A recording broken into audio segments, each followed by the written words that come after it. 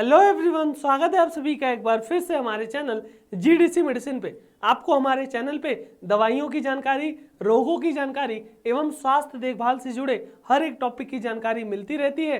तो अगर आप भी हमारे इस चैनल पे नए हैं तो इसे जरूर सब्सक्राइब करें। आज हम बात करने वाले हैं छोटे बच्चों में चेस्ट कंजेशन वाली समस्या के बारे में। जी हाँ, जब छोटे बच्चों में बहुत ज़्यादा कफ जमा हो जाता है, छाती में जकड़न हो जाती है, सांस लेने में दिक्कत होती है, तो उस समय क्या क्या दिक्कतें पैदा होती हैं, क्या उसके लक्षण होते हैं, उसके कारण क्या क्या हो सकते हैं, और इस चेस्ट कंजेशन यानी कि छाती में जो कफ जमा होता है उसका उपाय, उसका उपचार क्या होता है। मतलब कारण, लक्षण और उपचार, इन सभी चीजों पे हम यहाँ पे बात करेंगे। इसकी संपूर्ण जानकारी आपको देंगे। पूरे वीडियो में जरूर बने रहिएगा ताकि कोई भी इंफॉर्मेशन मिस ना होने पाए। जी हाँ, जैसा कि आपको पता है, जो छोटे बच्चे हैं ना, उनमें खासकर ये जो फेफड़ा होता है यानी रेस्पिरेटरी ट्रैक होता है, जो आपका लंग्स होता है, और जो आपके सांस लेने की जो नली होती है जिसमें नाक से लेके पूरा फेफड़े तक का एरिया होता है, उसमें बहुत ज्यादा बलगम हो जाती है, बहुत ज्यादा कफ बन जाता है। ये मेनली आपके सर्दियों में, इस समय सर्दियों का मौसम चल रहा है ना, खासकर बच्चों में ये सारी चीजें बहुत ज्यादा देखने को मिल जाती है। और इससे क्या होता है, सांस लेने में दिक्कत तो होती ही होती है, साथ ही साथ और भी परेशानियां यहाँ पे बच्चों को देखने को मिलती है, और भी ढेर सारे लक्षण देखने को मिलते हैं। लेकिन यहाँ पे जो सर्दी जुकाम होता है ना, इन सारी चीजों का भी सामना करना पड़ सकता है, और बच्चों के लिए बहुत ही ज्यादा ये बहुत क्रिटिकल भी साबित हो सकता है। तो ये चेस्ट कंजेशन आप हल्के में न लें। अगर बच्चों को है तो तुरंत डॉक्टर को भी जरूर इसे दिखाएं। बहुत ज्यादा उनको जकड़न, यहाँ पे हैवीनेस फील होता है। अब अगर बात करते हैं कि भैया ये जो कफ जम जाता है उसके लक्षण क्या होते हैं, बच्चों में क्या ऐसे सिम्टम देखने को मिलते हैं, तो सबसे पहली बात, छाती में बहुत ज्यादा बच्चों को यहाँ पे दर्द फील होगा, पेन फील होगा। चाहे एकदम शिशु हो, छोटे बच्चे हो, या थोड़े से 2-4 साल वाले बच्चे हो, तो वहां पे छाती में, चेस्ट में बहुत ज्यादा पेन फील होगा। साथ ही साथ चेस्ट में बहुत ज्यादा हैवीनेस होगा, भारीपन महसूस होगा। वहां पे वो सिम्टम हो सकते हैं, वो लक्षण हो सकते हैं। साथ ही साथ बहुत ज्यादा कंजेशन हो गया, जकड़न महसूस हुई, सांस लेने में दिक्कत हुई, बहुत ज्यादा नहीं होता है कि जल्दी जल्दी सांस लेना, और ये सारी समस्याएं, ये लक्षण भी देखने को मिल सकते हैं। साथ ही साथ बच्चे अगर खांसी ले रहे हैं, खांसी कर रहे हैं, तो खांसते वक्त क्या होता है, मुंह से कफ आ जाता है, बलगम आ जाता है, ये भी लक्षण हो गया चेस्ट कंजेशन का। बहुत ज्यादा चेस्ट कंजेशन हुआ तो उस समय बुखार की समस्या भी यहाँ पे देखने को मिल जाती है, तो ये भी आपका सिम्टम हो गया। साथ ही साथ बहुत ज्यादा हेडक वाली फीलिंग आती है बच्चों को जब ये जकड़न वाली समस्या होती है, एज वेल एज जो गले में यहाँ पे दर्द, साथ ही साथ बहुत ज्यादा जलन वाली समस्या आपके यहाँ पे रेस्पिरेटरी ट्रैक के आसपास देखने को मिलती है।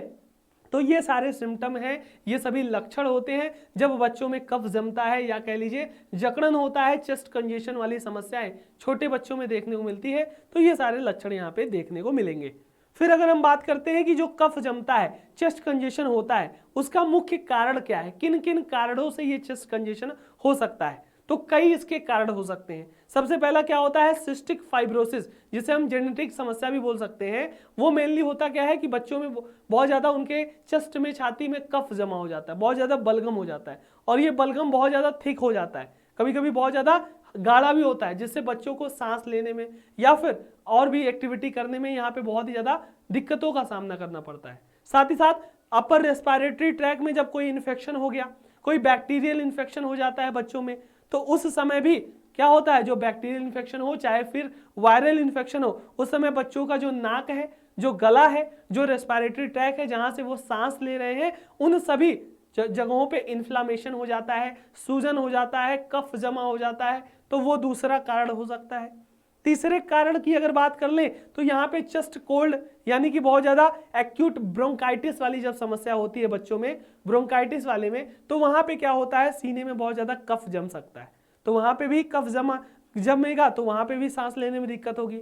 साथ ही साथ जो आपका जो रेस्पिरेटरी ट्रैक है, जो ट्रैकिया है, जो आपके नाक से नोस्ट्रिल वगैरह है, उन सभी जगहों पे आपको सांस लेने में यहाँ पे बच्चों को दिक्कत भी होगी, एज वेल एज वो अच्छे से सांस भी नहीं ले पाएंगे, बहुत ज्यादा दर्द भी होगा, अदर कॉम्प्लिकेशन भी यहाँ पे देखने को मिल सकते हैं। तो ये तो हो गए कारण, किन किन कारणों से हो सकता है।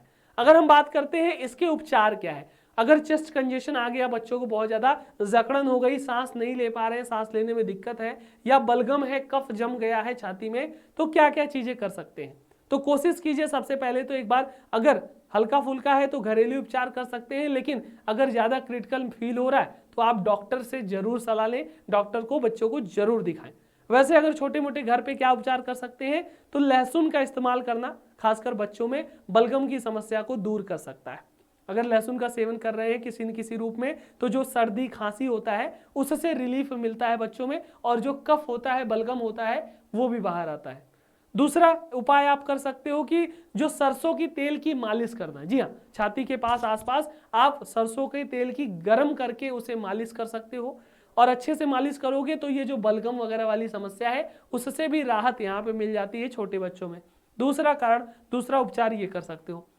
फिर तीसरा है हल्दी का इस्तेमाल। जी हाँ, अगर हल्दी का इस्तेमाल बच्चों में कर रहे हो, हल्दी खिला रहे हो उनको, तो हल्दी की तासीर गर्म मानी जाती है, जिससे हल्दी के सेवन से बच्चों में जो कफ की समस्या है, बलगम की समस्या है, वो दूर हो सकती है, कफ बाहर आ सकता है।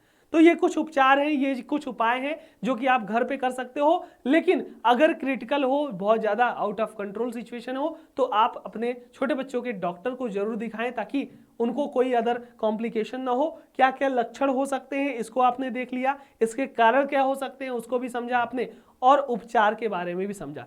इसी तरीके से ढेर सारे छोटे बच्चे हों, बड़े हों, बुजुर्ग हों, सभी लोगों के हेल्थ टॉपिक की जानकारी हमारे इस चैनल पे मिलती है, दवाइयों की जानकारी मिलती है। यहाँ पे मैं प्लेलिस्ट वगैरह भी यहाँ पे ऐड कर दूंगा, उसको भी विजिट कीजिएगा, लाइक शेयर सब्सक्राइब जरूर कीजिएगा। मिलते हैं किसी ऐसे ही अन्य मेडिसिन के वीडियो, अन्य हेल्थ टॉपिक के वीडियो के साथ। तब तक के लिए अपना और अपनों का ख्याल रखिए। Thank you so much, all the very best.